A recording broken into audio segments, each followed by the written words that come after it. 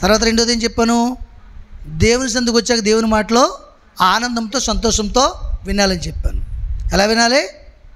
కొంతమంది ఎలా వింటారు చెప్పండి? ఇక్కడ ఉన్న వాళ్ళని కొంతమంది ఎలా ఉంటారు, విన్నవాళ్ళు సమాధానం చెప్తారు, వినలేని వాళ్ళు సమాధానం చెప్పరు. ఎక్కడో ఆలోచన ఉంటుంది, కళ్ళు మాత్రం ఇక్కడే ఉంటాయి. ఏమండి, నాకు తెలిసిపోతారు. అలాంటి వాళ్ళు పలకరిస్తుంటాను నేను, అమ్మ మీరు వింటున్నారా అని. అర్థమవుతుందా? అమ్మ మీరు ఒకరితో మాట్లాడుకోద్దమ్మా అంటుంటాను. ఎందుకు? ఇక్కడ ఎవరితో మాట్లాడడానికి వచ్చారు? మీరు దేవునితో మాట్లాడడానికి వచ్చారు. దేవుడు మీతో మాట్లాడతారు, మీరు వినాలి. మీరు మనసులో కూడా మాట్లాడాలి. ఏమని మాట్లాడాలి? నీలో ఉన్న పాపాన్ని తెలియజేస్తున్నప్పుడు. సీరియల్లో చూడొద్దు, నరకానికి పోతావు అన్నది అనుకోండి, మీరు కూడా మాట్లాడాలి. అప్పుడు ఏం మాట్లాడాలి చెప్పండి? ఏం మాట్లాడాలి? నేను ఒకే సీరియల్ చూస్తాను ప్రభు, అన్నీ చూడండి, కానీ మొక్కల రేకులు ఒకటే చూస్తున్నా, రేకులు గుచ్చిపోతున్నాయి కళ్ళలోనే. అలా మాట్లాడాలా? చిత్తము ప్రభు మన నిండలో సీరియల్ నేను చూడనని మాట్లాడాలి. అప్పుడే నీ జీవితంలో కార్యం జరుగుతుంది.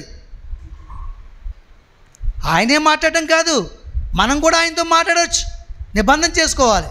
అప్పుడు దేవుడు ఏం చేస్తాడు తెలుసా? అట్టి మనసు నుంచి నీ నుంచి దూరం చేస్తాడు. అపవాది వేసే బాణాలని విరిచి వేస్తాడు. తప్పుడు కూడా దేవుడు మేము పడతాం. మోషే ఏమన్నాడు? నేను ఎత్తివాడిని ప్రభువా, నాకు చదువు లేదు ఏమి లేదు, నేను మాట్లాడలేనాడు. ఏమన్నాడు ఆయన? నువ్వు నిలవబడు, నేను మాట్లాడతాను నీలోంచి. నువ్వు చక్కగా నిలవబడు, నేను నీతో మాట్లాడతాను. అప్పుడు నీ ప్రవర్తన విధానం నిలబెడుతుంది. అవునక చెప్పండి. మీరు ముందు దేవునితో ఈ మాట చెప్తే, అవును ప్రభువా నాలో ఈ వెకిలి చేష్టలు ఉన్నాయి, మైకి తీసుకుని కొట్టేస్తాను,